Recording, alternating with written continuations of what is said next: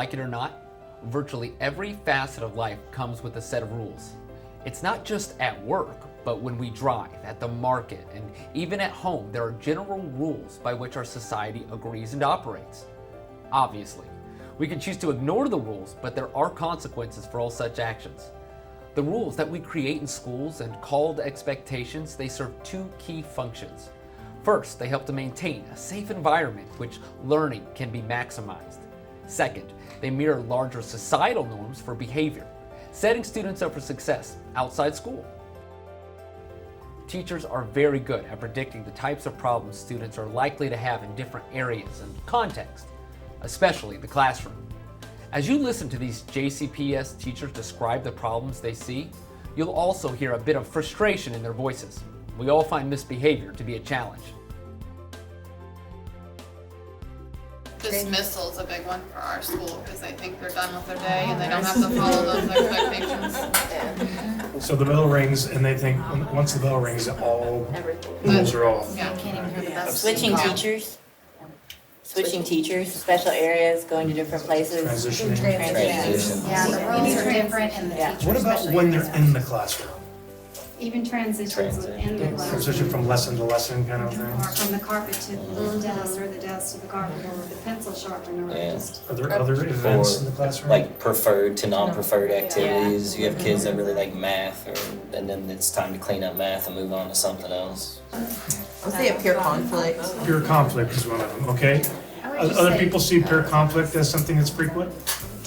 Just say not following the rules that have been established by the schools, like going down the hallway quietly on the green line, being on zero level. So So just you- not following the rules that have already been stated. Students walking out of the classroom. Just getting up and walking Leaving out? it. I would say lack of coping strategies when the content gets hard, with just outbursts or, just constant, interruption that distracts the whole class. Okay. Like failure to respond to a request from an adult and just not doing what was asked. Failure to Like, respond. Non-compliance. yes, non-compliant. They struggle with self-management and communication. So things like peer-to-peer conflict, a lot of that starts as play, and then because of the way they communicate, then it turns into a Right. problem. Or walking out of classrooms a lot of times is seen as defiance when it can be fear, it can be anxiety, like, you're right, I don't know how to do. So I think I see a lot of external behaviors, but the more that I talk to kids, the more that I see a lot of it all funnels down into an inability to self-manage and communicate. School and classroom expectations start as the basic parameters we set for student behavior. Things like respect for others and being responsible. But instruction requires more explicit examples of behaviors that clarify the expectations.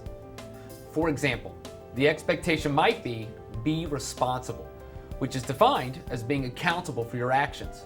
This is taught using examples that demonstrate maintaining control to do the right thing for your well-being and the well-being of your school. This is what we teach to every student, and it is part of the culture of the school. But the expectations are specific to locations or conditions. So we teach students to be to class on time, to keep moving during hallway passing, and to complete their assigned work, all as examples of the be responsible expectation. Further, we can't make the mistake of assuming that students already know the expectations, even though it may be patently true that they should. It goes back to they don't know how to use their words, and they know how to use their hands, and they know how to get their attention, and that's the easiest way they can get your attention. Or they're horseplay. And then And it the gets horseplay serious. turns into, Yeah. oh, you crossed the lines, and now we're really gonna fight. Yeah. From our kindergarten students, we have a lot of kindergarten students that are fighting and striking adults. And that's their only way of dealing with the problem. Or if they're not fighting adults, they're going through the room and just will look you in the face and just destroy the property as they're looking you in the face. These are little kids. Little kids. I teach kindergarten, and a lot of the little ones, and it's not like the whole classroom, but there's a handful of students that, like they're saying, they don't have these coping strategies. They've never been in a social setting. A lot of them have never been to preschool. They've come straight from their home. they've maybe not gone to church or any social setting where they've had to sit still for a little while and listen to their teacher, and they don't know how to sit still and keep their hands to themselves, or look and listen to their teacher. It's really a struggle to just try to keep their attention, to try to teach them anything, and then they get frustrated when they're not listening, and then it's just kind of a cycle. So just to try to keep their attention and maintain their attention, and you do have to build up stamina at the beginning of the year. You have to, just set it, like just do 5 minutes at the carpet, and you have to switch back and forth. You have to, as a teacher, figure that part out. But just our children, our little ones that are coming in, are lacking a lot of the skills. It is critically important that all school-wide and classroom expectations be tied to larger conceptual expectations. That is, whenever we talk to a student about what we expect, we should frame it as connected to one of the larger school expectations that have been taught as part of PBIS. When we don't do this, the students come to see your expectations as random and arbitrary. And research has shown that such disconnected expectations will often be forgotten within 30 seconds. Well, and I think it's important that we stress to the teachers the importance of teaching behavior, because a lot of times when they get to 3rd or 4th grade, the teachers they already know what to do. But that's the problem. It's like if they make a mistake in behavior, you're going to, a lot of times, yell at the child, correct them. If you make a mistake in academics, you're going to say, okay, oh, I see where you made the mistake. Let me show you where you need to fix this problem. And we're not translating that back to the behaviors, because they automatically just assume with behaviors, oh, they already know how to do it, so I don't have to keep teaching it and reteaching it and talking about it and doing it. Oh, and that's right there is the reteaching, because we teach it really hard in the beginning of the year, and we're never revisiting it after extended breaks. And Lord knows what they have in those 2 weeks that they're dealing with.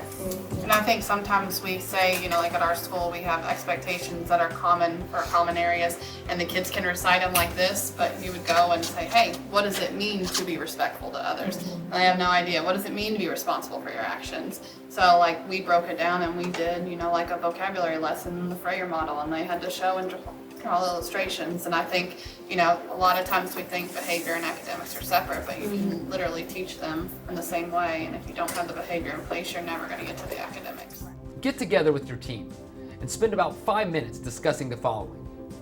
Do you have a set of agreed upon school expectations from which all of your classroom expectations are connected to your school-wide expectations?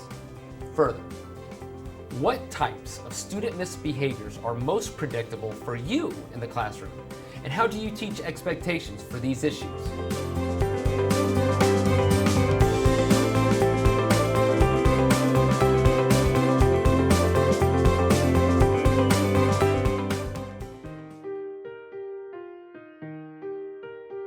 It's likely that all teachers have at least some expectations that are communicated to students. But there are 3 key features of effective expectations that teachers can consider to maximize the probability of student success. Let's take a look at each of these. Effective expectations are taught in a positive manner, teaching the student what we want as opposed to what we don't want. While this seems reasonable, expectations for behavior are very often written in a negative manner. No running, no talking, no hitting. This is not the way we teach academics. You would never see a teacher say, on the board are 10 incorrect answers to this problem. Memorize them all. It makes far more sense to simply tell the students what we want them to do. Or like if you're talking about playground rules, not just talking about it in the classroom, because they're not thinking about what's happening on the playground. Actually physically going to those places and modeling what you want, instead of just talking about it with them sitting in their seats and getting them to redo it when they do it wrong. Our second consideration is in regard to the total number of expectations. As a general rule of thumb, students can predictably recall 3 to 5 items when connected to a larger concept. Thus, we should aim to have no more than 3 to 5 expectations for any particular location or activity. This means that there may be 3 to 5 unique expectations in the hallway, at the locker, and in the cafeteria, and in each individual teacher's room. That's okay. But remember, when not connected to our prior knowledge or larger expectations, even a very few expectations are likely not to be remembered. The third key feature of effective expectations is each expectation is concrete enough to be modeled by the teacher and then recognized by the students. Expectations such as think positively are stated in a positive term, but are not necessarily able to be observed as we do not know what the students are thinking. We want students to be very clear as to what is expected and to be able to engage in a positive behavior to get attention from the teacher. Another good rule of thumb is that if you can't engage in a physical model for the students, it probably is not sufficiently concrete to be a classroom expectation. Get together with your team and consider the degree to which your classroom has a clearly defined set of 3 to 5 expectations. How could you tweak your existing expectations to make them align with the 3 key features? Second, consider the degree to which these same features apply to locations and context across the school.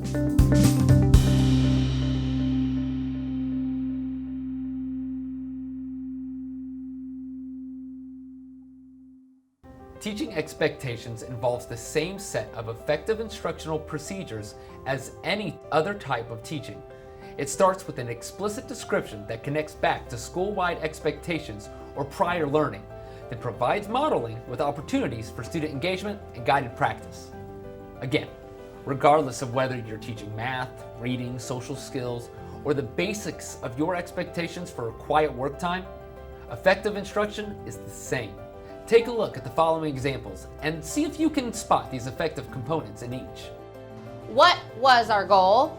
What was our goal? What was our goal? What was our goal? Look up there. Who can tell me what our goal was today? What was our goal? Complete our schedule and stay on task. Let's review up here. Ready? In green, I want my girls to read.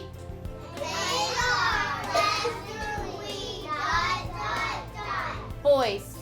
We have the right to be safe. Girls. We have the right to learn. Everyone. We have the right to be happy. That makes me so happy. Let's talk about our right to learn, be safe, and be happy. How can we do these things? I'm thinking of a book, The Otter Book. How can we be safe? How can we be safe? How can we be happy? How can we be happy? How can we learn? How can we learn? I'm looking for a word that starts with R. Return. Turn to someone next to you and see if you can figure out my word. Oh, I think you're retelling a story. I'm looking for a word that tells you that you care about someone.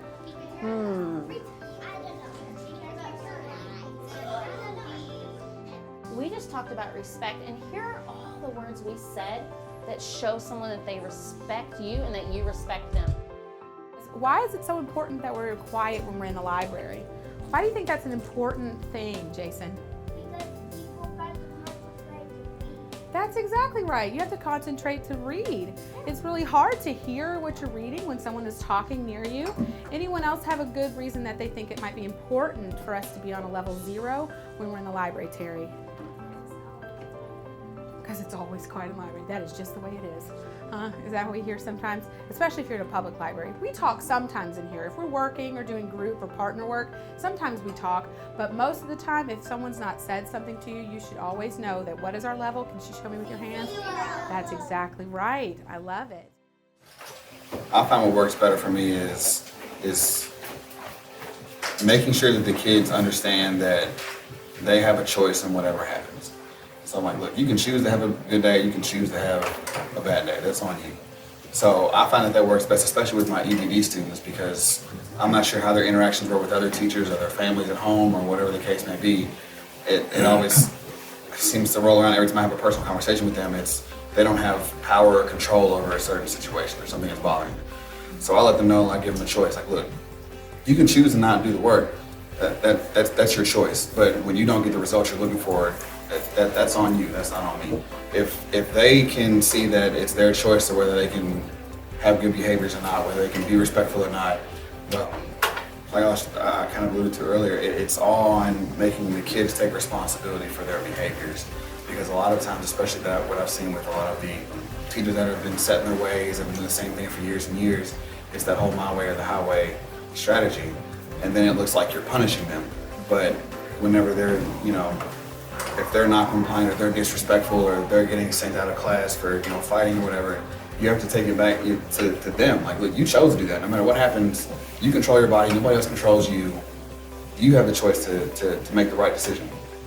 And so I base everything in my classroom on choices.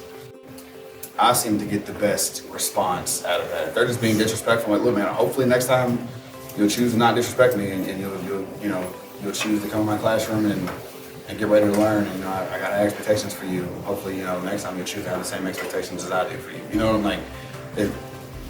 I like to instill in them that everything you do is a choice. It's all about your choices, and it's helping them see that they can make positive ones. Because some of the kids, they've been beaten down so long, or for so many years, they think that they can't do it. They can't do it. You can make the right choice starting today. Just as the academic curriculum is different across elementary and secondary schools, the specific behaviors that need to be taught will also vary by age level. In fact, clear differences will exist even between younger and older elementary students. These differences will often lead to very specific curricula in one set of classrooms that may not be necessary or even appropriate for another. The following is an example of how one such issue is dealt with for younger students. I'm amazed at how many, even now, first and second graders are very into the whole relationship concept, boyfriends and girlfriends. And I don't know, but I might just be an old man, but I feel like it's overexposure with media. They have access to so much information with so little ability to comprehend it. And then they come to school and then they try to act that out, and it falls apart every time. And it starts drama. He said I like her, and I don't like her. Escalates to physicality because that's their that's their end communication. When I taught third grade, that was always a conversation that I had to have with third graders, and it was like, no, you like no one but your parents. And we're all friends. And we're all friends. You're a girlfriend, you're a boyfriend, because you're a boy, Right. you're a girl, Yes. you're good. And you're gonna have to work, but I don't like him from last year. This is a new year. You, at this moment, you don't have a choice in who your partner is. I have made your partner, I've paired you. You have to work with him. He's the only one that you're gonna be able to discuss this problem with, so I'm gonna need you to problem solve. And then I move on, but it is unbelievable the amount of pressure they have, or they feel, that they bring to school about, well, he likes me or he doesn't like me, and it's, what?